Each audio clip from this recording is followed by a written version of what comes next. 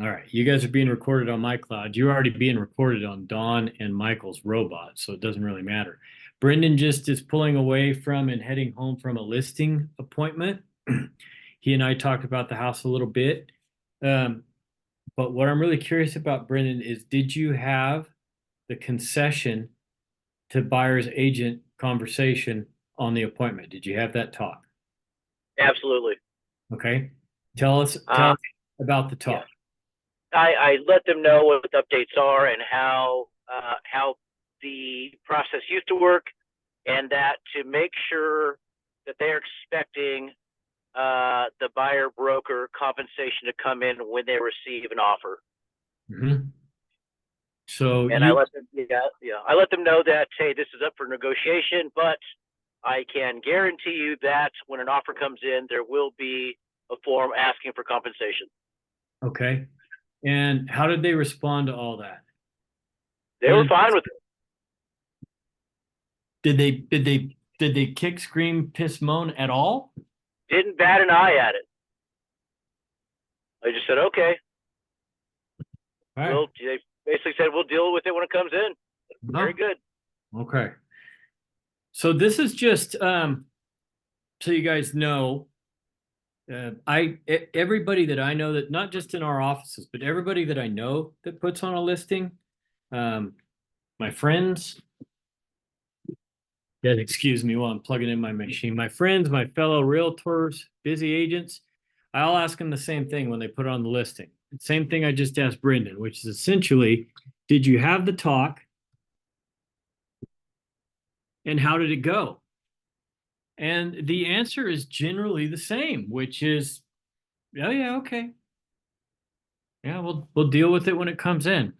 Which means that so far to date, the only clients that have complained about it and made a huge deal out of it and kicked and screamed about it that I'm aware of are mine.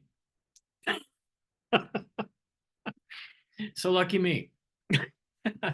Everybody else, all the other sellers that I've asked these agents about have been pretty open to it. It's not a big deal. You know, they've been pretty open to it. So I think that transition that we talked about, where the sellers of the world were just eventually going to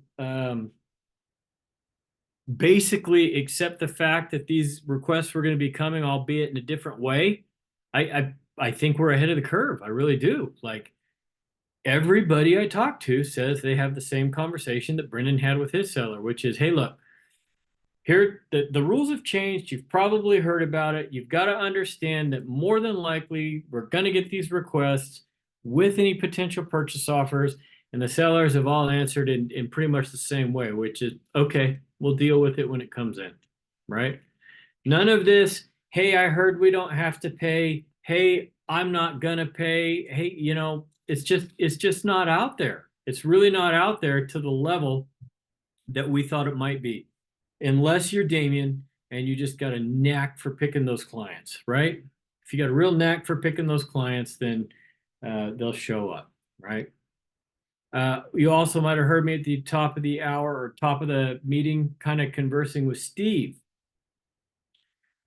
Steve has got a listing similar to the only listing that I have left on market right now, that's getting a little old.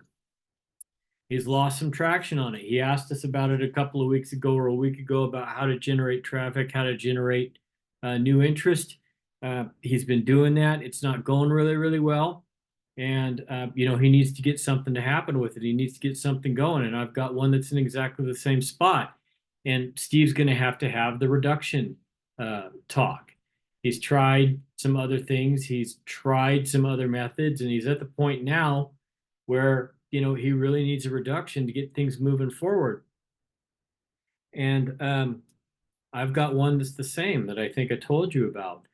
I had that reduction talk last week, and the answer was just plain no. So, we're talking about the mindset of sellers last week and why they are where they are, and what's going on with them mentally. and why they're kind of developing these strategies and these stances and then these tendencies that they kind of have. And the result of that can be really, really difficult when you're talking about doing listings.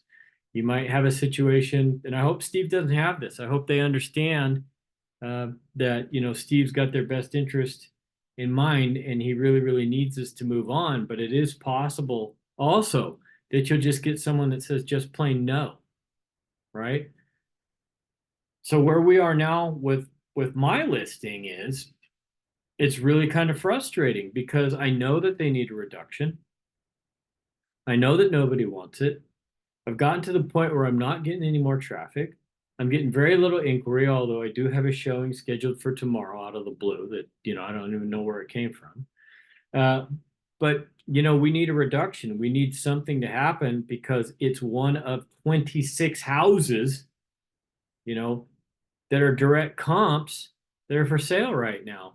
And they're just not going to do it. They're just not going to reduce it. And believe me, I've gone through the rigmarole of providing all the data, providing all the information, providing proof that, hey, we got to do something or nothing's going to happen. And they're just not doing it. So, Steve, good luck with your reduction. If you need some strategic talk, please reach out to me before you have that conversation. Brendan and I, not to make light of Brendan's listing because Brendan's listing is awesome and we're really, really happy to have it. But he and I have already had the conversation that he's going to have with the conversation when it comes up because we think that his sellers are probably going to want to overprice it a touch. So it's out there. Okay, it's out there. With that, yeah, best house on the block, so it makes it tough. yeah. Yeah. You guys, I don't know if you know this, you haven't been doing this for a long time or whatever. You never, ever, ever, ever want to be the listing agent on the nicest house on the block. Okay? It's horrible. It's absolutely horrible. You know, the worst house on the block is a lot easier to sell than the nicest one on the block. I'm going to tell you that right now. Okay? And all the ones in the middle, they're a lot more fun. But when you've got the shining star on the hill, it's really, really hard. Does anybody know why it's hard? But just kind of let's go with this a little bit because most conventional thinking is, oh, hell, this is the nicest one in the neighborhood. You know, it's going to be a slam dunk. That's what new agents think. Okay. And it's absolutely not true. Does anybody want to wager a guess why it is zero fun to sell the nicest house on the street? Anybody? Cost extra for that one. Yeah, you're sneaking up on it. It costs extra for that one. Yeah, it does.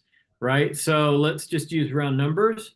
If the whole neighborhood is worth $500,000, then the nicest house on the block or on the cul-de-sac, the nicest one's worth 510. But still, like, isn't that a good thing? I mean, why would that be bad? Anybody? Anybody want to guess? I'm just careful not to, with my house, I don't want to over improve because then you can't get that equity back in your home, right? Yeah. So you have to find comparables and you can't really find comparables that are like the home that's the nicest home on the block if, you know, nobody made those upgrades. So it's hard to get people to budge and pay for those things. Yep. Even closer. Good. Okay. The real problem lies in the conversation that we had last week and just a few minutes ago, and that is the person that owns the nicest house on the block. Okay. Anybody else before I give you the full answer? Okay. So here's what happened, right? Brendan calls me and goes, man, I got a listing. I got to do this listing, you know, and it's a really nice house. I go, great, cool. Yeah. He goes, the rest of the neighborhood, it's good, but it's not great, right? So we took a look at it. And the issue with this one is that if you went out and you comped it out, you know, and checked the general area for like properties, and I'm just going to use round numbers again, it'd be worth like 525. Okay. all day. It's a great house, great shape, nice property, nice parcel, extra garage, the whole 9 yards, 525,000, right? The problem is everything else on the house worth 450, or everything else on the street's worth 450, right? That's what we're saying. Yep. So as Julie was saying, it's over improved. It's over improved for the area. So what is going to happen? What are some of the things that you guys think are going to happen that are negatives? Let's not talk about the positives. Everybody's going to know the positives. I love the house. I love the updating. I love the garage. I love the extra garage. I love all that. What is the challenge going to be? Appraiser's not going to bring in the value. Well, also your seller's not going to want to reduce their price because they feel that their home is valued at that, and they don't care what the market is willing to pay. They want to get the price that they want. You're right. You guys are both right, but that's not why it's problematic. Why is it problematic? And appraisal. Go deeper. Oh yeah, the price. Michael, somebody said it. It's Yeah, the appraisal is part of it. Can't prove it. Yep. So the appraisal could be an issue. However, Steve, let's imagine that within 2 blocks, we've got comps that just stack up everywhere at 525,000, because we probably will. What's the real problem? Imagine you're the buyer. I was going to say from the buyer's perspective, but I thought you were saying it was from the seller's perspective. Mm-hmm. So imagine you're the buyer, and Dawn, you've been shopping, and you got $525,000 to spend, and you like the way that this house looks, you like the way that it feels, but if you go around the corner, they all look and feel like that. Yeah, if I can get a similar plan, that's great. I have no idea. I don't know. It'll be the changes I want. Yeah. We can't hear you, Don, because the waves are crashing too loud in the background. So yeah, guys, the problem with the seller is that they know what their house is worth, and they could well be right? They could absolutely be correct, right? And that's hard to deal with because we can't get them to lower it, because why the hell should they? Because it's worth every bit of 525,000, and they're right. But the problem is that nobody wants, unless there's nothing else to buy, the buyers don't want it because everybody wants to kind of live in a conforming area, right? If they're going to spend $525,000, they want to feel like they're in the area, the entire area that supports that. And so we run into a buyer problem, which shrinks down our buyer pool, which means the demand is less. And then the seller doesn't want to reduce the price because they're absolutely right. It's worth every bit of $525,000. So Brendan's got his work cut out for him. Okay. So what's the strategy? Can I ask a question? Yeah, please. So Brendan, what are some of the positives of the house being in that area? Like, is it in a good school district? Are there, is it easily accessible to different things that, I don't know, I guess, and what makes it more unique than the next house around the corner, that maybe that value would warrant, to a buyer, oh yeah, I didn't think about that. Maybe that would be a good switch. Another thing is, I just remembered this.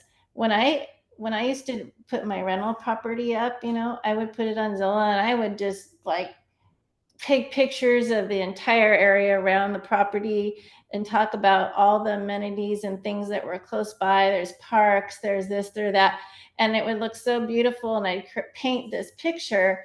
And then I would talk about the things that were unique about my property. Like I had, what do you call it?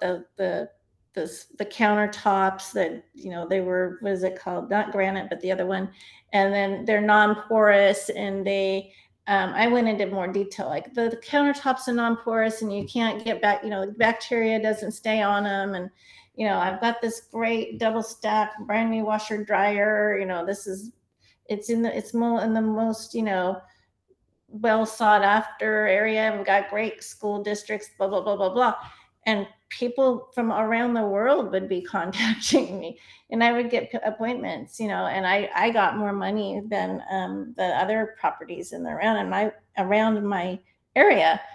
So maybe that, I know this is a different market, this is a different, you know, area, but I don't know if you. That was a rental? Is that right? Yeah. Okay. The rental property that I had. Okay, so Brendan, back to our original question, what are the positives given the location? It's very central. There are amenities all around. It's in a pretty good school district. It's probably just like we were saying, it's probably just a little overbuilt for the area. Yeah. So the biggest house, best house on the block. Lots of great positives about the property.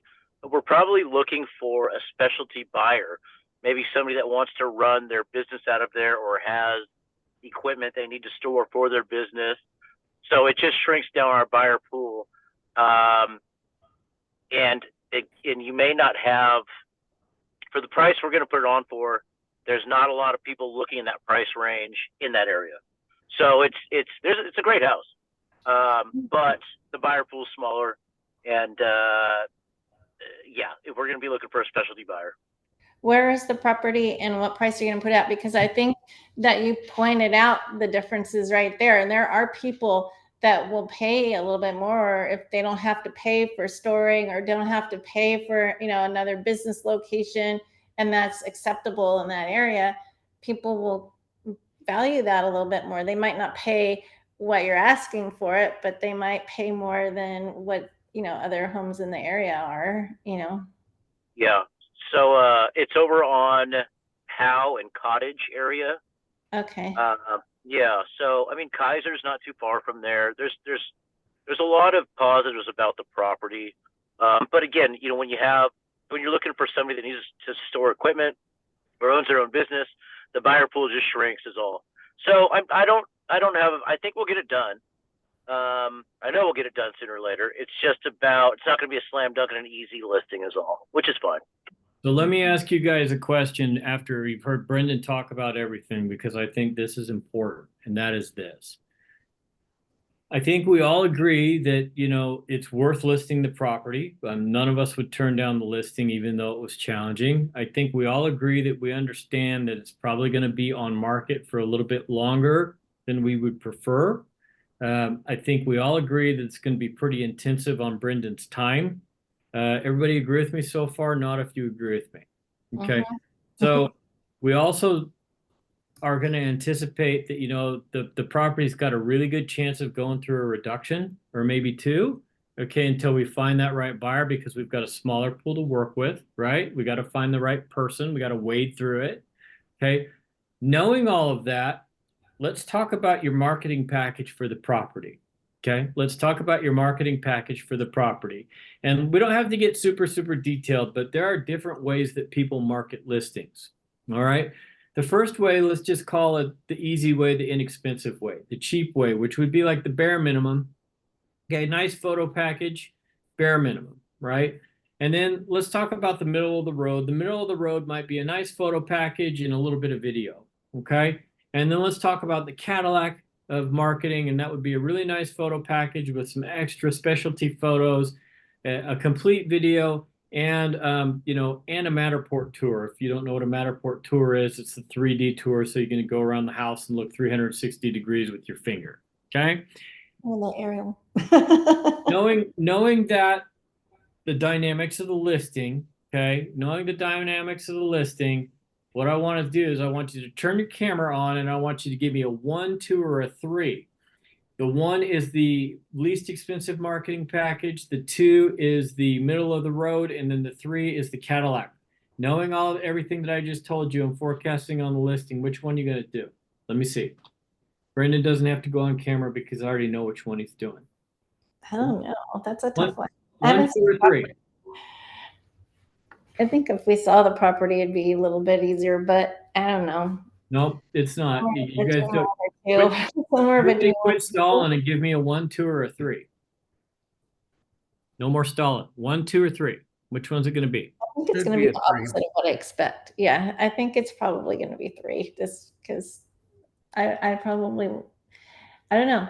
I'm just gonna, I think I would probably try out like 2, but I think my Okay, gut but you got to make a decision because we don't have all day. So you Well, got I the feel one, like 2, or person you're 3. waiting for.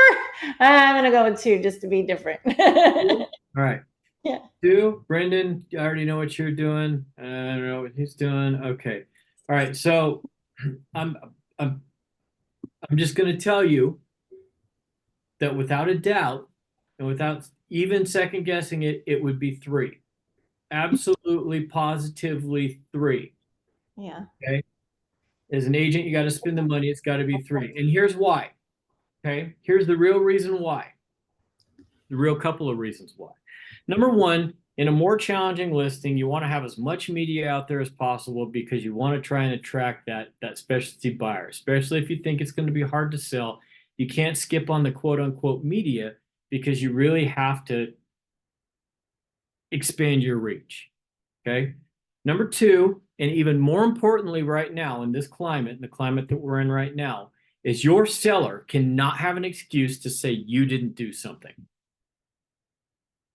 Absolutely cannot have an excuse to say you didn't do something, right? So if let's imagine it doesn't go well and it's sitting on the market after 30 days and Brendan comes along and he says, I'm going to need a reduction. Okay. At that point in time, he's not going to get it if the seller's got somewhere to go. Well, we wouldn't need a reduction if you had done a drone video. We wouldn't need a reduction if you would have had 3 open houses. We wouldn't need a reduction if you would have done Matterport. Because I'm going to tell you right now, under no uncertain circumstances, if that thing sits on the market for 30 days, they're pissed. Okay? They're pissed and they need someone to blame. Who's it's Brendan. They're gonna blame Brendan, right? So what Brendan and I talked about is, hey, look, not only do we think you should go full-blown Cadillac, but like what can we do in addition to Cadillac to make sure that if and when that conversation comes around, there's absolutely no way for that seller to say, hey, Brendan, you didn't do A, B, or C. And not only am I not going to give you a reduction, but you're fired. All right. So the harder it gets, folks, and this is just another one of those, counterintuitive things in real estate. The harder it gets, the more you spend on the front end to do that listing. Absolute more you spend on the front end to do a listing. Brendan, you remember 2006? I do. I was in mortgage at the time. Yeah, 2006, you basically take an iPhone picture of the house, throw it on the internet, and that sucker went, 17 offers and $100,000 over in 15 minutes, right? And financing, no issues either. Yeah, and finance, you didn't need to worry about getting a loan. All you had to do basically was, put your financial information on a Post-it note, and you could get not only a first, but you could get an equity line on the second. So that, at 130% equity. So not only could you move into that house that you couldn't afford, but you could do it in an Escalade. Okay. Everybody thinks 2020 was the heyday. 2020 wasn't shit compared to 2005, 2006. Everybody in 2006 got a new house, a new Escalade, and a new ski boat. That's what they got. Every time they bought a big screen TV. and a big screen TV, right? All right, so guys, that wasn't on the agenda, but I think that it was important and I think it was valuable, so I'm glad we spent a little bit of time. Now, for what is on the agenda. Who here on this call, raise your hand if you are, who here on this call is really, really happy about their sales numbers this year? Raise your hand if you're happy. Okay, yeah, all right, it's unanimous. All right. What are 10 things that you can do right now to increase the chance that you'll do at least one more transaction by the end of the year? Okay.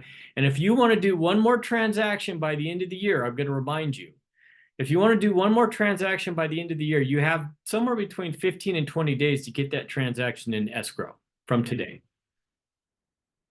Okay. Because it's October. It's freaking October. All right. I personally have 15 days to get 7 units in contract if I want to meet my goal. I don't think I'm going to make it. All right. I just don't. So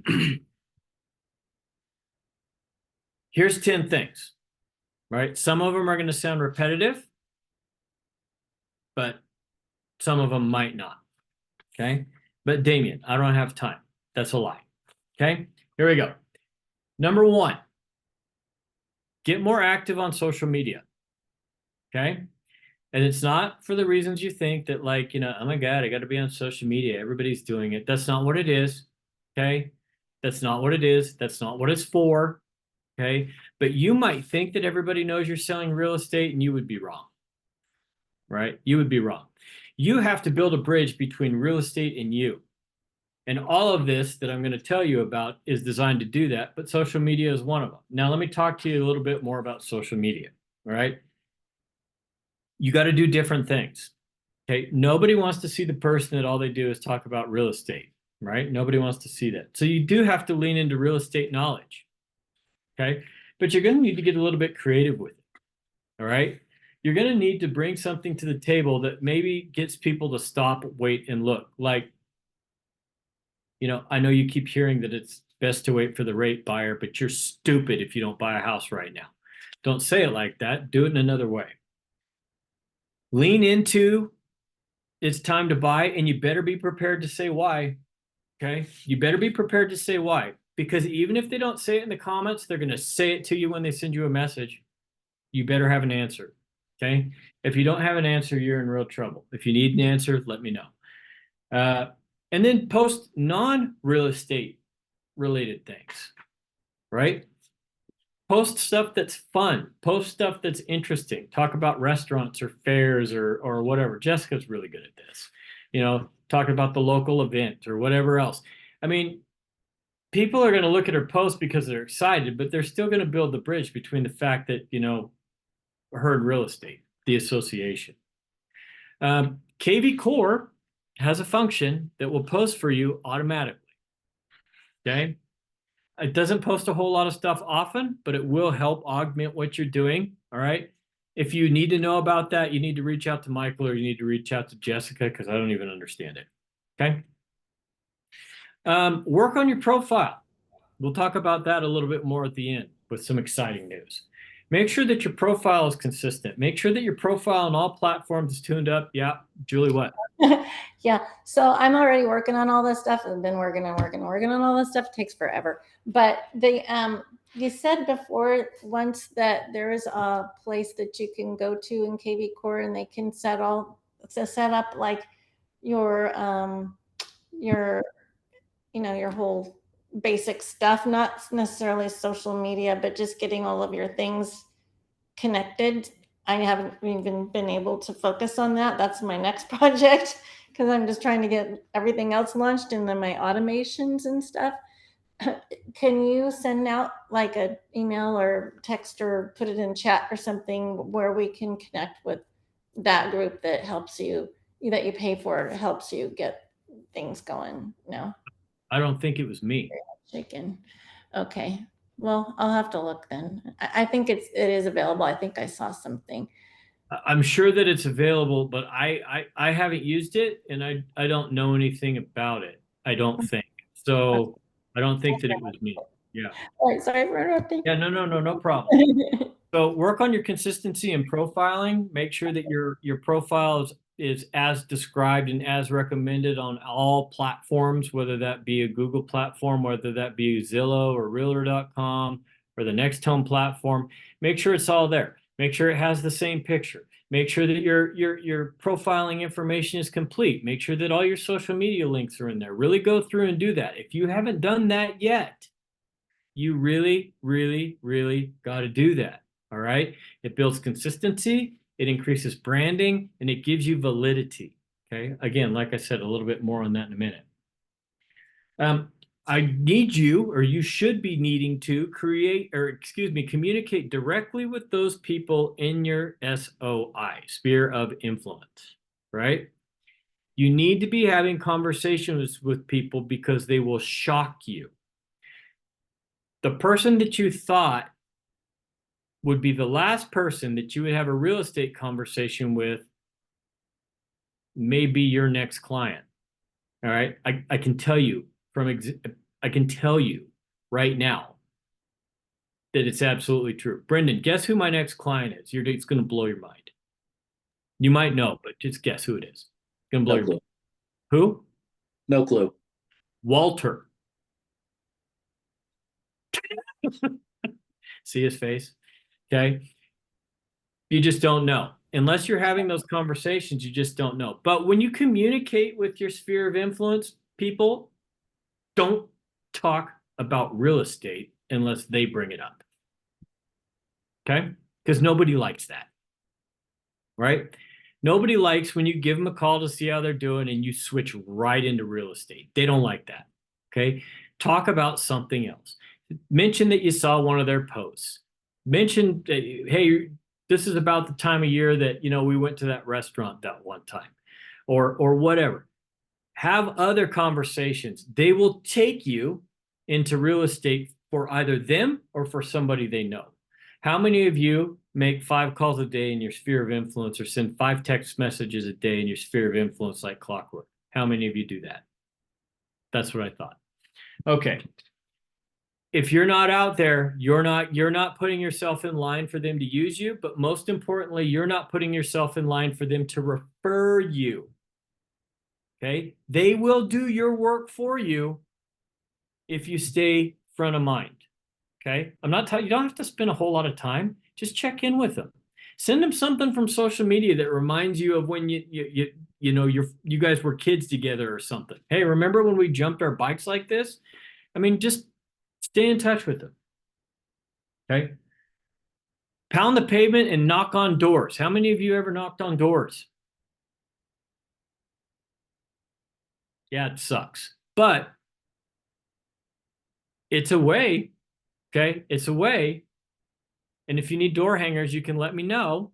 But it's a way to get yourself out there, and it's a way to meet people. And you know what? Once again, I need you to start thinking of this mentality. It may not be the person at the door you knocked on to. Okay? It may be someone that they refer you to. Right? Maybe one of their friends, maybe one of their family members. Right? I just went to a 40-year class reunion. It wasn't mine. Mine's 40 years next year old. But it was so fun, and I posted it on social media, and like now everybody is contacting me, and like we're gonna have another party, next year for our 40th, and I'm gonna help organize that. So, and people are like, oh, you're in loans, and oh, blah blah blah.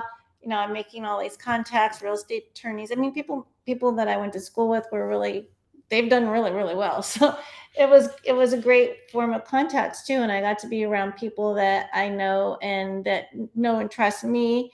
And today I just been calling people about services that I need, and they're asking me about loans, and so I'm just getting this windfall. So I think that's how it happens. I think you mentioned that it just kind of happens, right? It's through a windfall like that. Funny how it works. Now, also, I know the answer to this, I think, but obviously, all those people that you reconnected with or that you spent time with, I mean, are they in your database now? Yeah, they're in my Facebook, but yeah, I'm trying to get them all in my database, and I have I don't know, I've got hundreds and hundreds of people that I connected with that I need to reconnect with in my database. So, you know, just from boards and stuff, I've got like 400 and some odd realtors that I haven't connected with. So, and then I've got like my class was 400. If they're all alive, probably not. The other class was like 300. So, other people that I know, another, 500 people. So and if you go on LinkedIn, I think it is, your sphere might be 500 people, but then it's further reaching. It'll end up being like 2,000 or 3,000 people. So you just have to continue, plugging a lot. They're not all here, right? There could be people across the world, but social media has that kind of influence, and that's kind of what I'm trying to drive a little bit more. I'm doing advertising and things like that. It's not cheap, but hopefully that'll help you guys too. So anyway, that's all. I think that just kind of, my eyes just kind of open more, and I just wanted to share that with you. Great. Go through your KV Core. Speaking of databases, go through your KV Core database again. Okay, just blitz through it, unless it's huge. Mine's huge, but if it's not huge, you guys have all said to me before in the past, well, mine's not that big. So go through it again and just double check. Make sure that they're all set up on some kind of reporting or some kind of notification that keeps you in front of their face. Market reports, we've talked about that once a week. Listing valuation, if they own a house, that'll set up for once a month. They should be automatically on the holiday campaign. See if there's anything else that you want to set them up with, and make sure that every single person in your database is getting something from you 4 times a month. Okay, once a week. All right, stay in front of them. Have either Brendan or I do a data pull for you. Okay, and this is what a data pull looks like. Michael says, you know what? I heard that there's a lot of people that got a notice of default on their house and they could really use me. I could be a huge help to them, but I don't know who they are. We do. Okay. We do. You can give us a town, a county, a zip code. You can give us whatever we want, and we can run all the defaults for you. We can run all the divorces for you. We can do all of that for you and give you a nice fat list to go to work. Okay. But we're not going to do it for you unless you ask. How much is it? I have the same database. You and I talked about that. Yeah, it's 10. If you want the raw data, then you get the raw data. If you want to skip trace the data, it's 10 or 12 cents a name. Yeah. Yep. Yeah, I get that information. Not I that- have that. Huh? Yeah. It's not that much, I right? haven't, because I've been so busy, but yeah, I will. be Yep. doing that. Work open houses. Okay. I don't think you guys can appreciate how realtors used to have to cut their teeth. If you don't appreciate that, talk to Brendan. He'll tell you all about it. That guy used to do 2 open houses a day, every day of the weekend. He did a morning and he did an afternoon. Okay. And it's hard.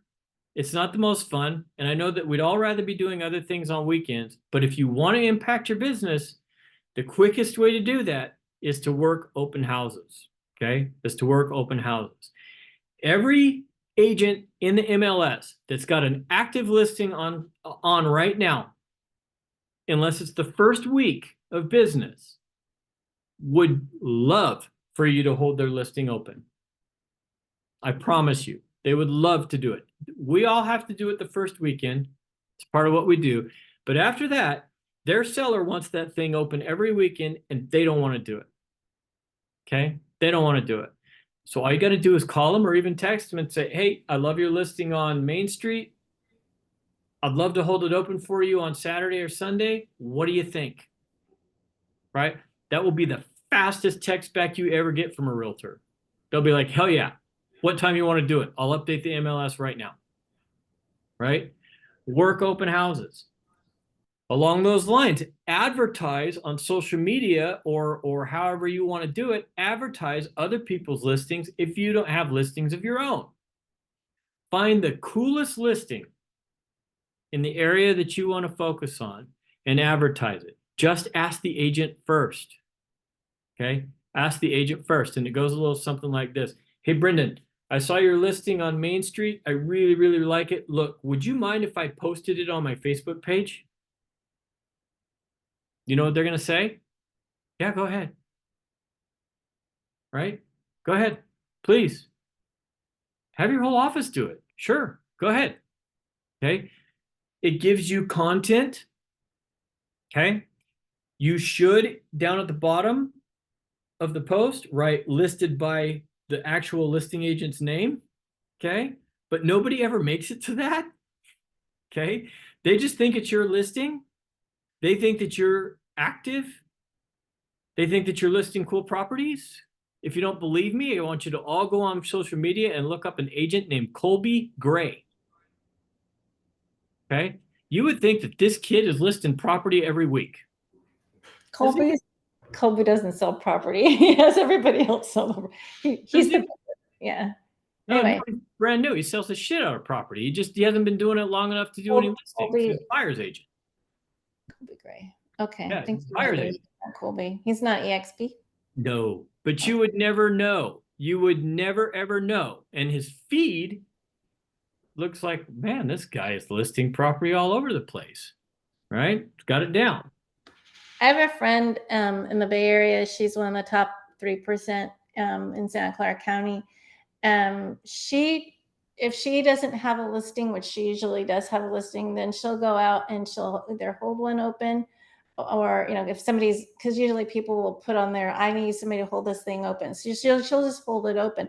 But sometimes she'll just go out to other people's listings and in her office, and she'll take videos of them and show the property. She doesn't say that she's not the listing agent, but people that are looking are buyers anyway. So she's more of a listing agent. But if you want to concentrate on buyers, then you can actually do that. You can just go over and take a look at the property and kind of create your own little video, post it, and people might just come to you and go, "Hey, I really like that post that you made. I'm really interested. Give me a call." Yeah, they also might think that you just list a lot of property, and so when it's time to list theirs, they're going to give you a call. Yep. Okay. Once again, it just builds legitimacy, and it builds the bridge between you and real estate. All right. If there's nothing there, guys, there's nothing there. Okay. I don't know how else clear to say that. If somebody goes to look you up and it's not there, it's just not there. Okay, if someone's scrolling through their phone and you're not there, you're just not there. Okay? So you have to find ways to become relevant. You have to find ways to build those connections, to build that bridge between you and the word real estate in somebody's brain. And you can't do that without consistency. You guys all have a document in a shared folder. I'm going to share the screen real quick so that you can see it. Is that it? I hope so. Okay. Yeah. So the folder that is shared with you is called New Agent Docs. It's all in all of your Google Drives. All right.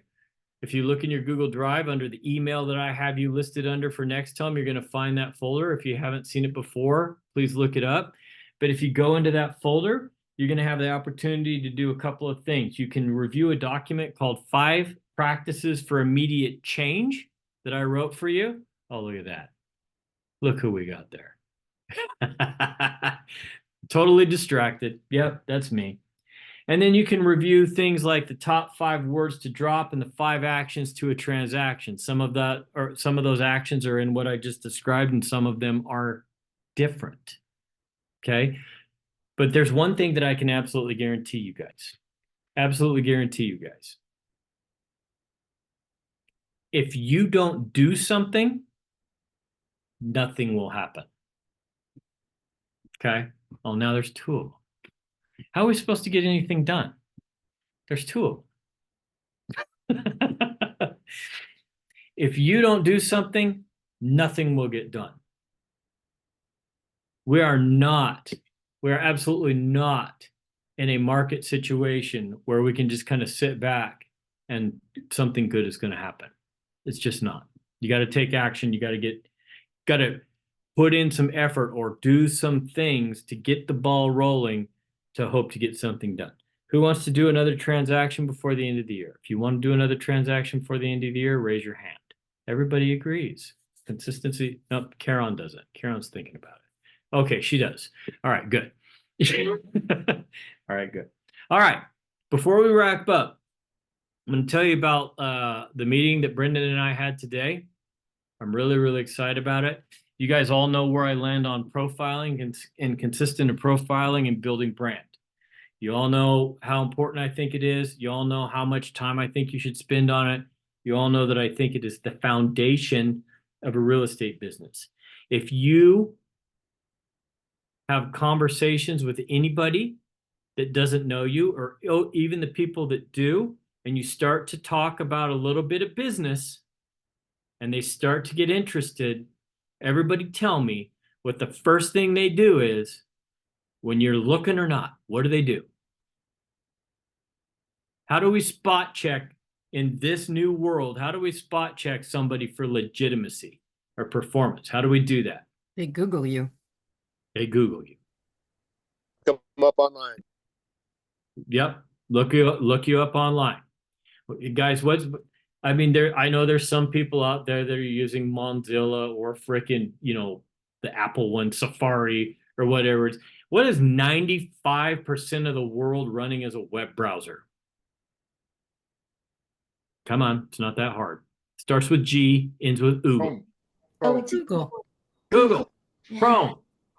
Chrome. Chrome is Google. Chrome is Google, just so you know. So if 95% of the world is running that, and 95% of people in the world are going to check you out online, what are they going to be checking you out on? Say it. Google. Google. Google. Google. Google. I make a recruiting call, the first thing they do is Google me. I make a sales call, or I'm talking to a potential client, the first thing they do is Google me. Okay, when they Google my name, it looks really good. I'm not going to lie. It shows up really, really good. Okay. Brendan and I had a meeting today with a consulting firm that for a very, very affordable rate will take that Google presence and take that entire presence online across all platforms, everything, Google, social media, and they'll make all of that stuff feed Google. They'll make all of that stuff grow Google so that when somebody Googles you, it's even better. And it continues to get better and better and better and better and better. They'll manage reviews. They'll hunt down reviews. They'll post reviews. They'll do all that stuff that we know we have to do for a very, very reasonable charge. I'm talking like $180 a month. Okay. I spend more than that a month on tacos. Okay. If you want to know more about it, if you really want to impact your business, if you really want to get better performance metrics at real estate, you let us know and we will set you up with them and they can talk to you and you can decide whether or not it's for you. This is not our company. This has nothing to do with us. We just really, really like them and we talk to a lot of people about this, way more than you ever will, right? So we know when somebody's got their stuff together and when somebody's legit. Okay. Do you want to know why for at least the past 15 years I consistently sell 10 units or more every year? Do you want to know why? The number one reason why? Anybody want to guess? It shouldn't be that hard to guess after my little spiel. Everybody knows you before they know you. Consistency. Well, I am not hard to figure out, right? When somebody hears my name or when I have a conversation with somebody or when I approach somebody or whatever else and they Google me, it looks fun. It looks great. Okay. It looks great. I passed the first filter and there's nobody else behind. Okay. That's it. That's the main reason. Oh no, Damian, it's because you got this big giant sphere. No, I mean, that helps. Trust me, that helps. But remember, at least 80% of my transactions that I say come from a sphere don't come from somebody that's in it, right? They come from somebody that's in it that knows somebody. And they say to this person, hey, look, you're talking about selling your house? You should talk to Damian like I used him. He was great. All right. And that's the end of the conversation. That's as far as they go. What's the first thing that person on the receiving end of the conversation does? They Google Damian. Right? If I don't pass that initial test, that initial screening, I'm never going to hear from him again. It's over. Okay? It's over. How many times do you think that happens to you, whether you know it or not? There's no way to even quantify it, you guys. There's no way to even quantify it. But if you do what it takes to have that kind of look when they first look, to have that kind of presence when they first look, Your business will automatically double from whatever it is that you're doing right now. It will automatically double. Okay, from nothing else. I'm not trying to sell you something. I'm not trying to spend your money. It does cost money, and money's tight right now, and I get it. But if you want to do the single most impactful thing for your business, you can let us know. We'll put you in touch with these people, and you can hear what they have to say, and that's going to be the end of it. You're never going to hear from us again on it. All right? Any questions before we get out of here? It's 3:54. Well, they just clean up your, I mean, like, I tried to do my Google, and for some reason, I guess because I work from home, you know, right? I don't have my office spaces in Los Angeles, you know, South Pasadena.